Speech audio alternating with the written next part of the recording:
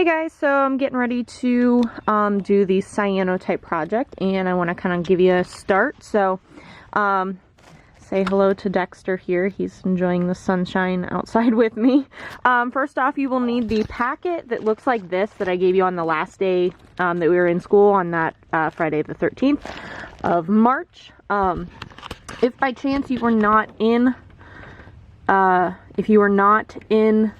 school that day, if you were absent, unfortunately you won't be able to do this project. Don't worry about it grade wise though. You will not be required to do it in the grade book if you were not here that day. So first of all, you'll need this packet. Right now, keep the black paper on it.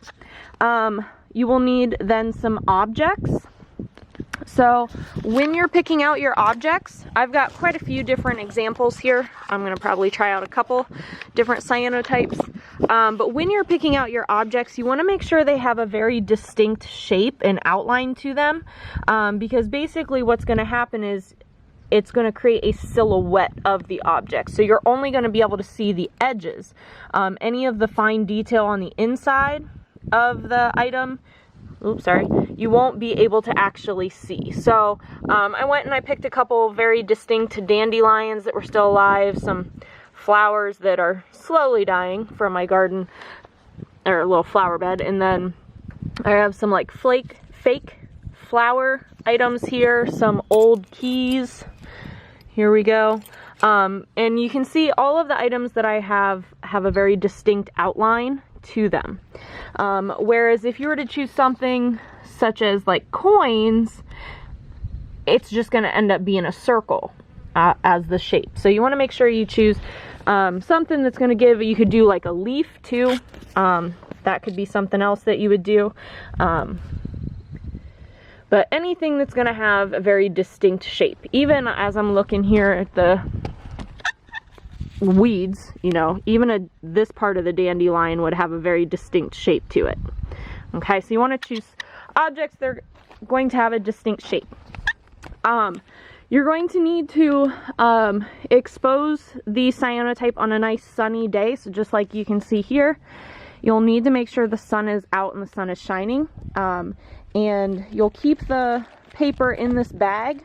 But in case it's a little windy, I brought some rocks over here. You'll want to maybe have something to hold the bag down, just in case the wind picks up a little bit. You don't want it to blow away. Okay, so that's step one. Get your cyanotype packets and then pick out some objects to use for the cyanotype.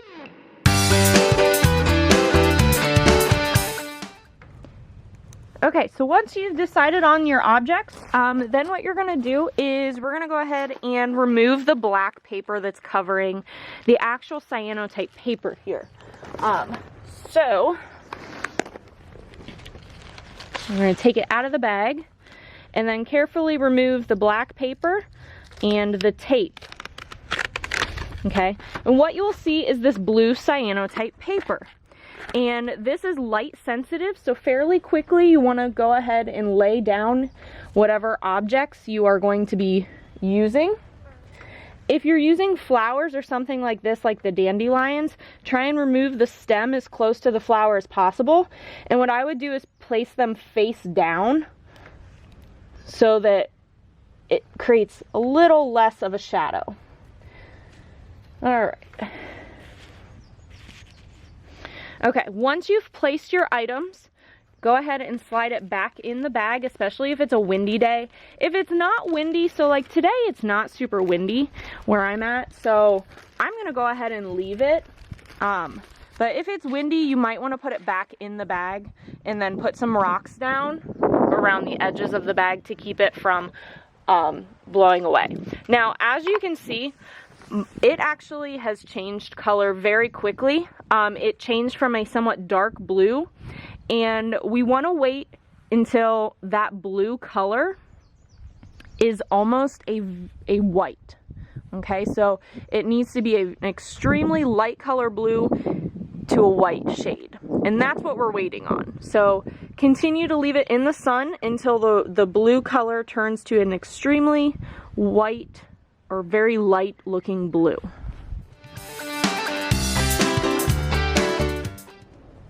Okay, now that the exposure is done and the image or the paper has faded to an extremely light blue or almost white color, now we're gonna take it inside and we're gonna take it to your kitchen or bathroom sink. Okay, so once you have brought your pictures inside, I put the black paper over them because I couldn't get to them right away. So when you bring them inside, you should, and after you remove the objects, you should see an imprint of the items. So once you have done that, we're going to remove the once blue paper, the cyanotype paper, from the cardboard. It's taped down. Remove that small piece of tape carefully. It might rip a little bit. And then you're going to submerge the image into just a small water bath for about 1 to 2 minutes. And watch as I put it in the water immediately. What you'll notice is the areas that are dark are going to flip to a light color, and the areas that are light are going to flip and change to a dark color. So here we go. And submerge it all the way under. And just let it soak there for about a minute. And then it's done. So the water is basically making the chemicals of the paper that are light sensitive, they are making a permanent change. And you can really see on this one here how the colors are changing like I told you it would, versus the one that I just put in, the light areas are still light. So one thing to keep in mind as you are working on this process, especially as you put it in the water bath, you might notice that the clarity of the shapes kind of has faded a little. So keep in mind that this is a very basic and somewhat old scientific technique. Okay, if you go back to your notes about when cyanotypes were first invented, you know, it's a very old technique, so your images are not going to be super crisp and super clear, and everyone's is going to turn out a little different. If yours does not turn out very well, it's okay. All right, it's the process and the experience all together that is kind of what I'm wanting you to learn in this project. So once your images have been in the water for about 1 minute or 2 minutes, go ahead and grab your cardboard square again, and we're going to lift the image or the paper up out of the water and let it drain a little bit, so you'll kind of see when it stopped draining. Get as much of the water off as you can, and then lay it flat back on that cardboard square to dry. As it does dry, it should clear up a little bit, but again, keep in mind it's an old science. It's not going to be perfect. So once you have gotten your image out of the water, like I said, lay it on the cardboard square, and it'll take a varied amount to dry.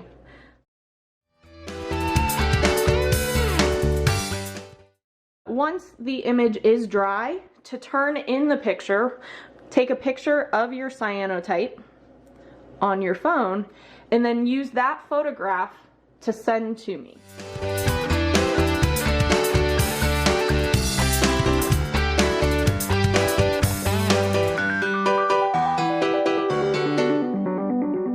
This should give you kind of an idea of how they use cyanotypes and just kind of in general how the light sensitive compound and stuff works. So if you have questions, please feel free to reach out and email me.